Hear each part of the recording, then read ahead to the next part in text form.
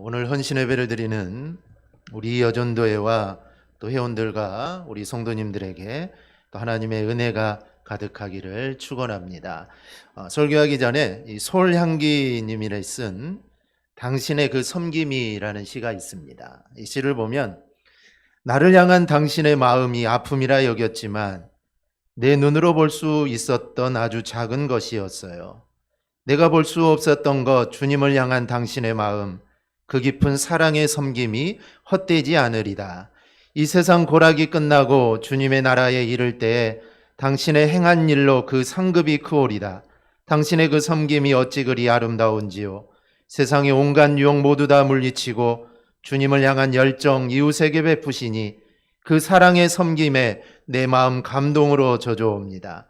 당신께 향하던 그 고통의 외침이 이제는 기쁨이 되어 행복으로 돌아옵니다.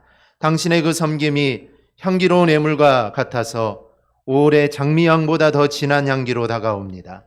당신의 그 섬김이 어찌 그리 아름다운지요. 레바논의 백향목보다 더 아름다운 향기로운 나무입니다. 당신의 그 섬김을 나도 본받아 이 땅에 주님의 사랑 전하고 전하오리라. 여러분의 헌신은 절대로 헛되지 않습니다. 천국에서 해와 같이 빛나게 될 겁니다. 그리고 그 수고와 헌신을 우리 하나님, 즉 주님께서 다 알아주실 겁니다. 주님이 기억해 주면 되지 않겠습니까? 세상 사람들이 다 몰라준다 해도 우리 주님이 기억하시면 그걸로 되는 겁니다. 우리 대강의 모든 성도들 또 서로서로 정말 섬김의 본을 받아서 주님의 사랑을 전하며 우리가 살아가기를 소망합니다. 이 헌신 중에 최고의 헌신은 누가 뭐라 해도 예수님의 헌신입니다. 예수님은 당신의 몸을 들여서 우리의 죄를, 인류의 죄를 사하셨습니다. 인류의 죄를 사하기 위해 주님이 하신 일이 십자가를 지시는 것이었고 그것은 바로 이 죽는 일이었습니다. 이것을 위해 이 땅에 오셨습니다. 그런데 이 길은 철저히 고독한 길이었고 또 이것은 오직 주님 혼자서만 지실 수 있는 그런 길입니다. 어느 누구하고도 나눠질 수 없고 온전히 주님이 지셔야 하는 이 십자가였습니다. 그러니 이 철저하게 혼자 감당하시는 그 길을 가셨으니 우리 주님이 이 얼마나 이 고독하고 외로웠겠습니까? 더구나 이 십자가의 길에 대해서 아무리 이야기를 해도 그 누구도 그 길에 대해서 이해하지 못했습니다. 그런데 가령 예수님의 제자들이 예수님의 이야기를 듣고 예수님과 같은 마음이 되려고 노력했다면 어땠을까요? 아마 주님의 십자가가 좀 가벼웠을 겁니다. 그 마음을 이해해주고 함께 기도해주는 제자들이 있으니 그 십자가의 길, 죽음의 길을 조금이나마 좀 뿌듯하게 아마 그 길을 가셨을 겁니다. 하지만 주님께서 정말 여러 차례에 걸쳐서 거듭해서 사람들에게 내가 잡혀가고 내가 고난을 당하고 내가 십자가에 죽을 것이다. 이렇게 아무리 말해도 어느 누구도 가장 사랑하는 제자 요한도 그리고 수제자라고 하는 베드로도 주님이 하신 이 말씀을 아무도 알아듣지 못했습니다. 그래서 주님은 이 길을 오로지 혼자 감당하셔야 했습니다. 그러니 이 길을 누군가가 미리 예비한다는 것은 이거는 있을 수가 없는 일이죠. 알지 못하는데 어떻게 주님의 길을 예비하겠습니까? 그런데 오늘 우리가 읽은 말씀을 보면 한 여인이 주님의 길을 예비하는 그런 일이 일어납니다. 저는 이 준비야말로, 이 여인의 준비야말로 이 세상에서 가장 값진 준비가 아닐까 이렇게 생각을 해봅니다. 주님께서 인류의 대속을 위해 가시는 길을 이 여인은 미리 준비했습니다. 그런데 이 준비는 헌신이라는 이름으로 우리에게 다가옵니다. 주님께 헌신하다 보니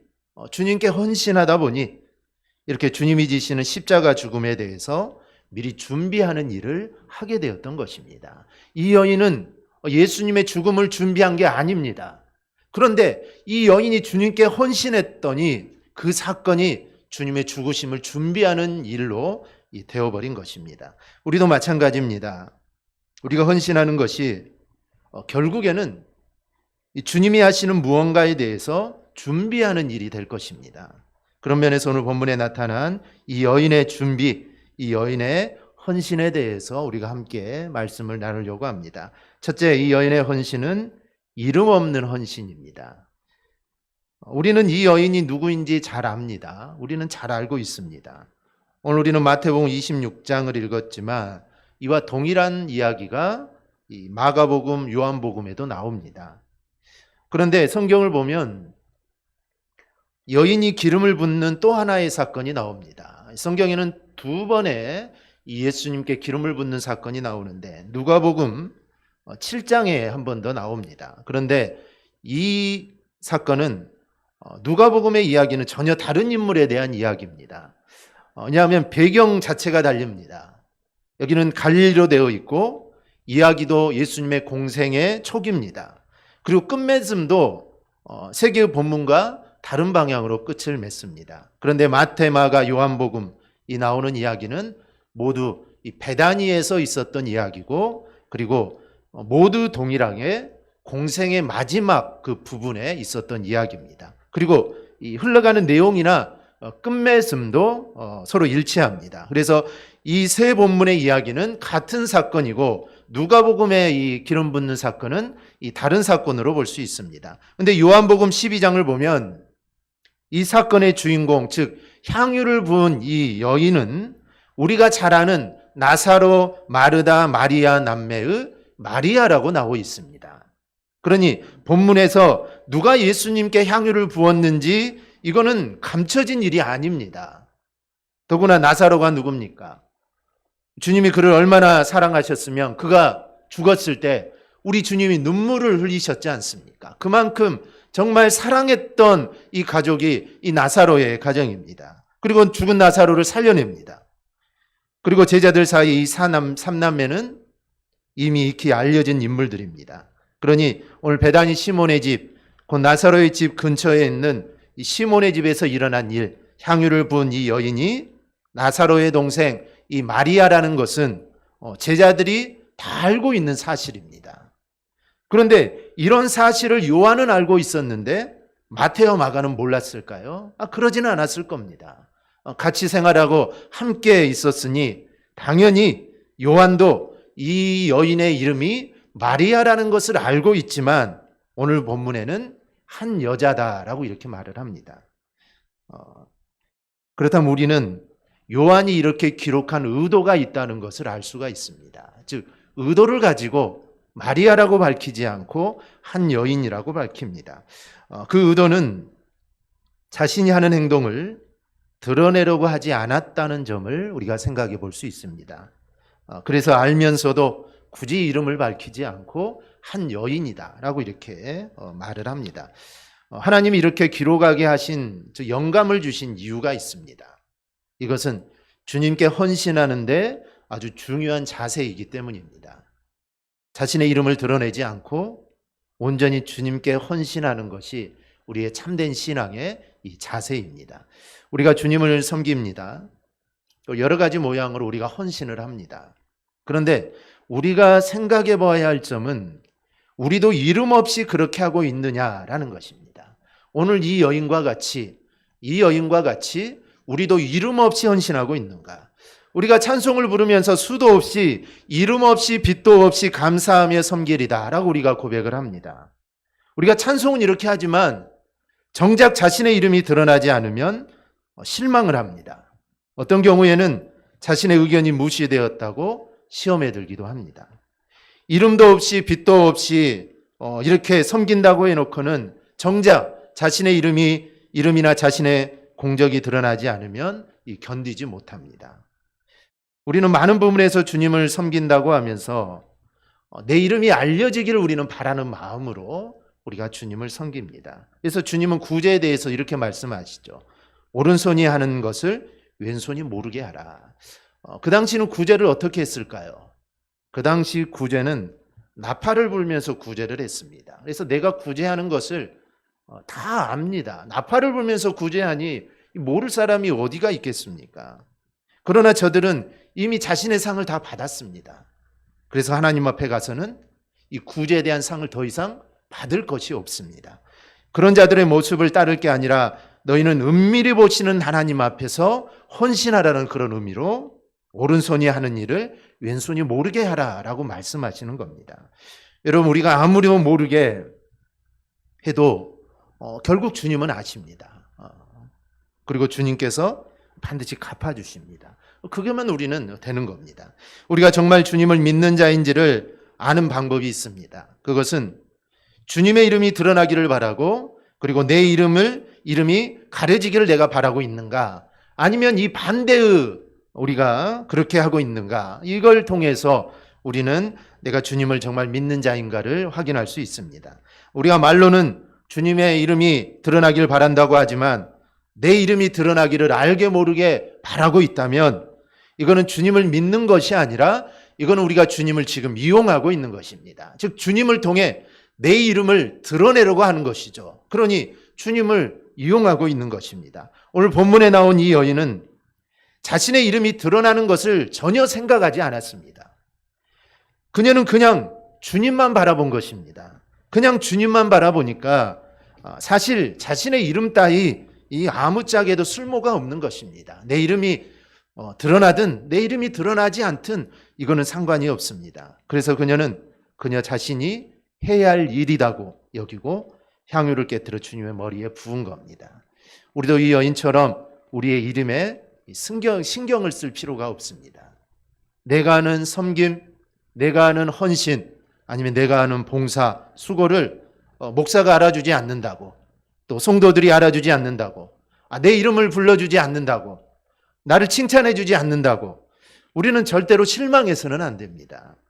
오직 주님의 이름만 드러나면 됩니다. 내 이름이 드러나지 않더라도 오직 주님의 이름이 드러나고 오직 주님의 영광만 드러나면 됩니다. 그리고 우리는 주님이 주실 상을 바라보며 우리는 헌신할 수 있어야 합니다. 이게 바로 우리의 진정한 이 헌신의 이 모습입니다. 둘째는 이 여인의 헌신은 귀한 것을 드리는 헌신이었습니다. 우리는 여인이 무엇을 드렸는지 좀 살펴볼 필요가 있습니다. 본문 7절을 보면 매우 귀한 향유 한 옥합을 가지고 나왔다라고 되어 있습니다. 얼마나 값지고 귀한 것이면 성경에 매우 귀한이라는 말로 강조를 합니다. 이것은 매우 귀한 겁니다. 그리고 이것을 귀한 걸 예수님의 머리에 붓는 것을 보고 제자들이 이것을 비싼 값에 팔아 가난한 자들에게 줄 수 있었겠도다라고 말합니다. 그러니 누가 봐도 이것은 정말 귀한 것입니다. 그리고 이 향유는 나무에서 나온 수액으로 만들어진 것인데요. 마가는 이것을 나드라고 합니다. 이 나드라는 것은 인도의 히말라야 지역에 자생하는 나무의 뿌리에서 얻은 향유입니다. 그래서 아주 강한 휘발유성 이 향취가 난다고 합니다. 그리고 이 향유는 옥합에 담겨져 유통이 됩니다. 본문에서 한 옥합이라고 번역된 이 알라바스트로는 이 대리석으로 만들어진 병입니다. 그래서 몸체는 크고 목은 길고 주둥이는 좁게 돼 있는 그런 형태의 이 옥합입니다. 보통 향유를 담은 옥합은 이 임봉을 합니다. 임봉을 해야겠죠. 향이 날아갈 수 있으니까. 그래서 이 향유를 사용할 때는 이 주둥이를 깨트려야만 사용할 수 있습니다. 그리고 이런 향유 옥합은 매우 비싸고 희소하여서 귀인들에게나 드리는 이 선물로 사용됐던 것이 오늘 이 여인이 들은 향유 한 옥합이다라는 겁니다. 또한 마가복음이나 요한복음에서는 구체적인 가격을 제시합니다. 300데나리온이다라고 말을 하죠. 한 데나리온이 남자 장정의 하루 품삯입니다. 그러니 300데나리온 이상은 대략 남자 노동자의 1년치 품삯에 해당되는 금액입니다. 액수로 따져도 아주 이건 그 귀한 금액입니다.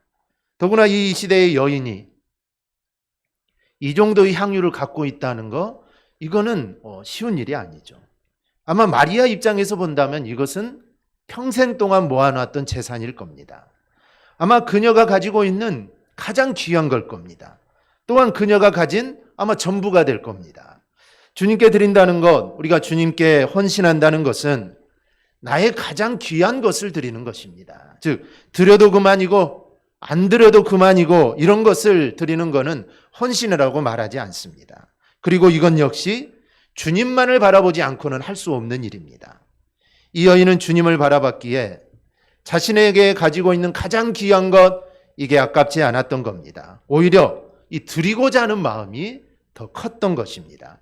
우리가 구약의 제물을 살펴보면 어떤 것들이 드려졌습니까? 구약의 제물은 가장 귀한 것이 드려졌습니다.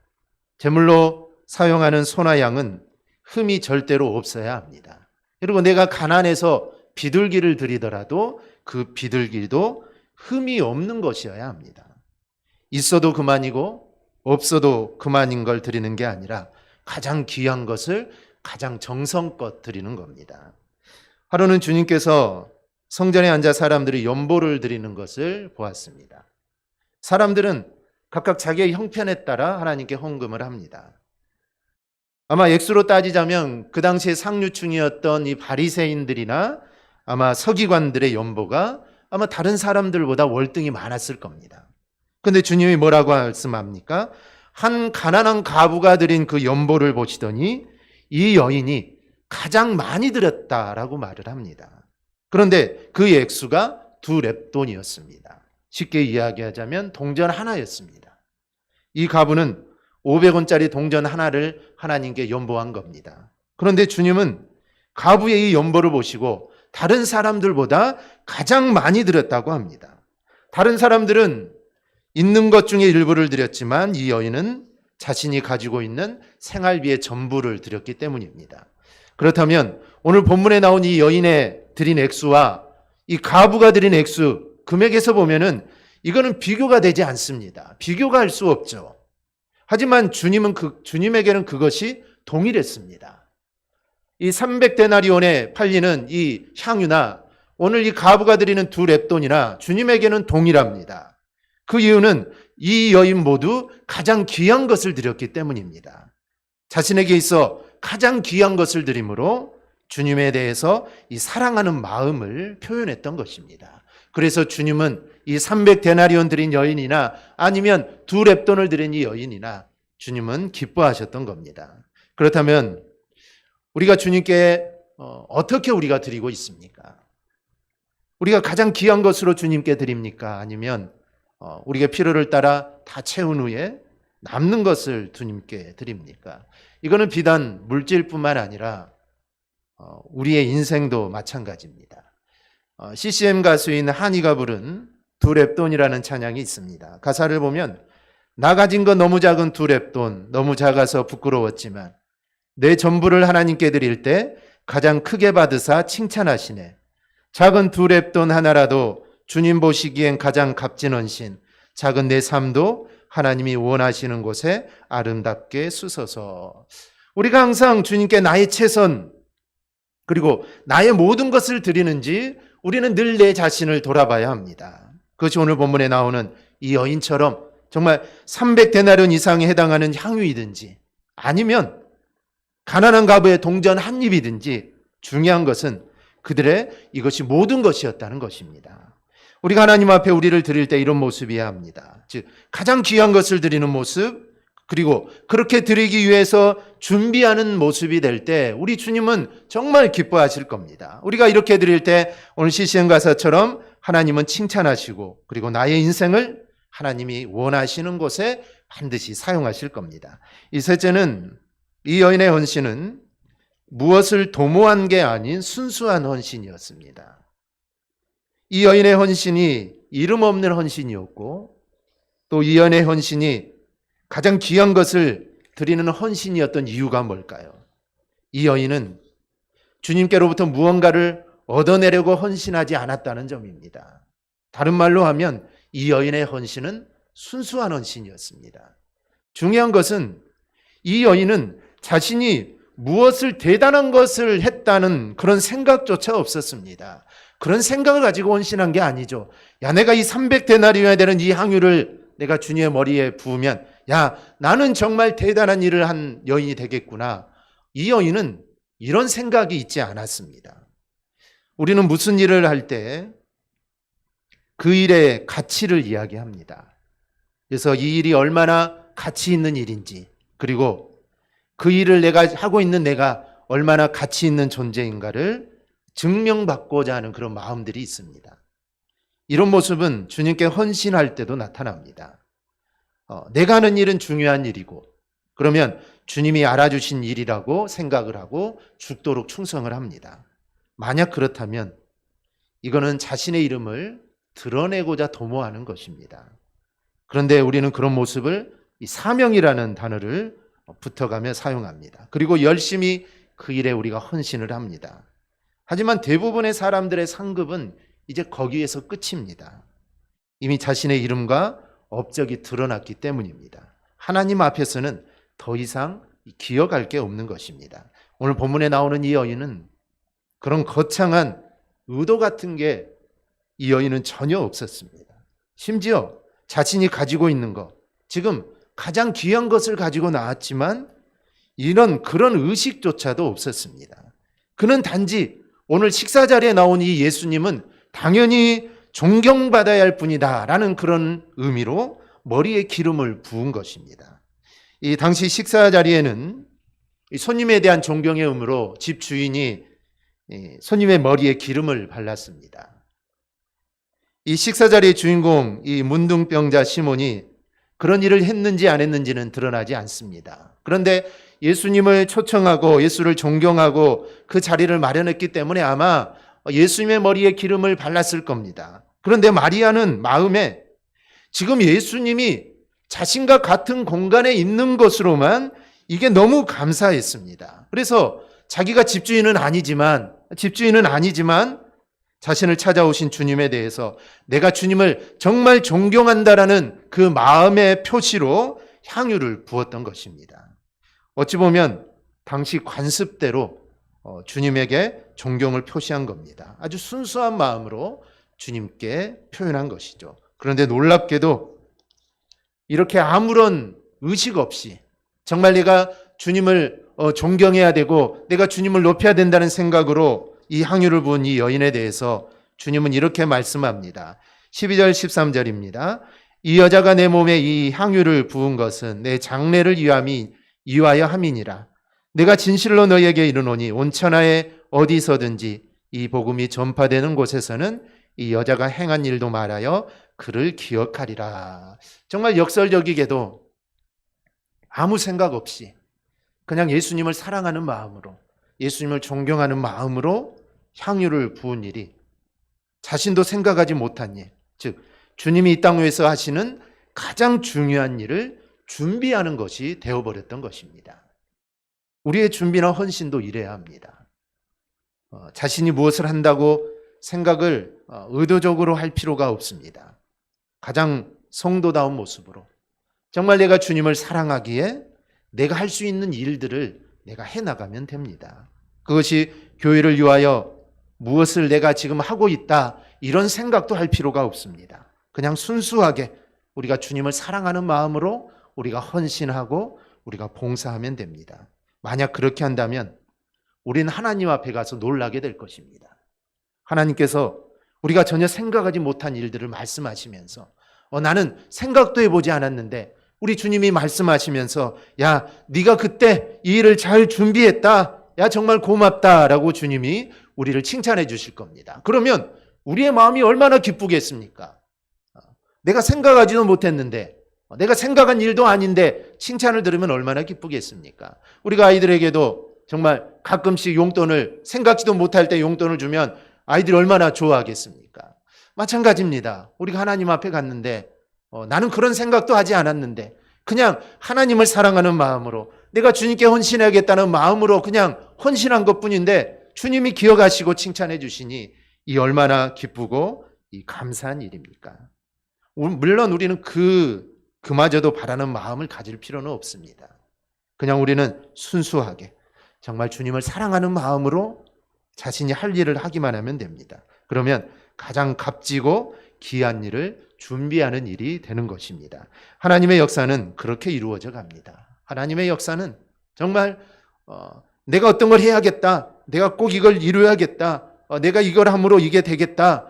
이런 상황에서 이루어지는 것이 아니라 정말 이름도 없이 빛도 없이 정말 내가 이걸 한다는 생각도 없이 그냥 하나님을 사랑하는 마음으로 우리가 이 일을 행할 때 그 가운데 하나님의 역사가 바로 일어나는 것입니다. 우리가 바울의 이 전도의 삶도, 전도 여행도 마찬가지입니다. 사도 바울이 내가 하나님께 정말 대단한 일을 한다. 야, 이 세상에 나 같은 일을 한 사람이 어디 있을까? 나는 정말 위대한 일을 한다. 사도 바울은 이런 마음으로 하지 않았을 겁니다. 하나님의 사랑이 너무 컸기 때문에 그는 그 사랑으로 그냥 하는 겁니다. 그냥 주의 복음을 전하는 겁니다. 그런데 그런 사도 바울을 통해 하나님이 놀라운 일을 이루어 가셨던 것입니다. 그러니 우리도 하나님의 역사를 이루는 바로 그 일에 오늘 헌신 예배를 드리는 우리 이 여전도 회원들과 우리 모든 성도들이 정말 쓰임받기를 원합니다. 그리하여 정말 하나님이 정말 기뻐하시는 우리 헌신된 우리 성도들이 다 되기를 주님의 이름으로 축원합니다. 아멘. 기도하겠습니다.